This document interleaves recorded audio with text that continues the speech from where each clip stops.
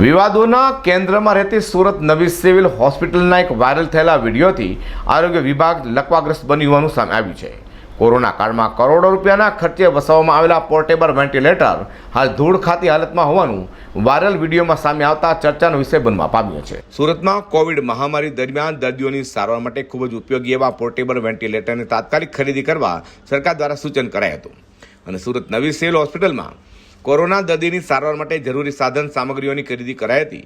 જેના ભાગરૂપે portable ventilator લેવાયા હતા. જો કે કોવિડ મહામારી બાદ આ વેન્ટિલેટર સ્ટેમ સેલ બિલ્ડિંગમાંથી કિડની બિલ્ડિંગમાં લવાયા બાદ રજતરી હાલતમાં છોડી દેવાયા હોય તેમ વાયરલ વિડીયોના આધારે કહી શકાય છે કે વેન્ટિલેટરની કિડની બિલ્ડિંગના બીજા માળે અને ચોથા માળે ખુલ્લી હાલતમાં રાખવામાં આવ્યું હોવાનું જાણવા મળ્યું છે. લાખો રૂપિયાની કિંમતના વેન્ટિલેટરને ઢાંકીને સાચવવાની પણ તસદી લેવામાં આવી નથી. હાલ આ વેન્ટિલેટર ચાલુ હાલતમાં છે કે પડ્યા ધૂળ ખાઈને બગડી ગયા છે એ પણ કહેવું હાલ મુશ્કેલ છે. આવા સંજોગોમાં પોર્ટેબલ વેન્ટિલેટરનો વપરાશ કરીને દર્દીનો જીવ બચાવી શકાય તેવા સાધનોની અવદશા હોવાનું જાણકારો કહી રહ્યા છે. દર્દીઓને જીવ બચાવવા લેવેલા વેન્ટિલેટરને ધૂળ ખાતી હાલતમાં છોડી દેવા જેવી ગંભીર બેદરકારી બીજી કોઈ ન હોઈ શકે એ વાતને પણ નકારી શકાય નહીં. અઝર કુરેશી સાથે પ્રકાશવાળા.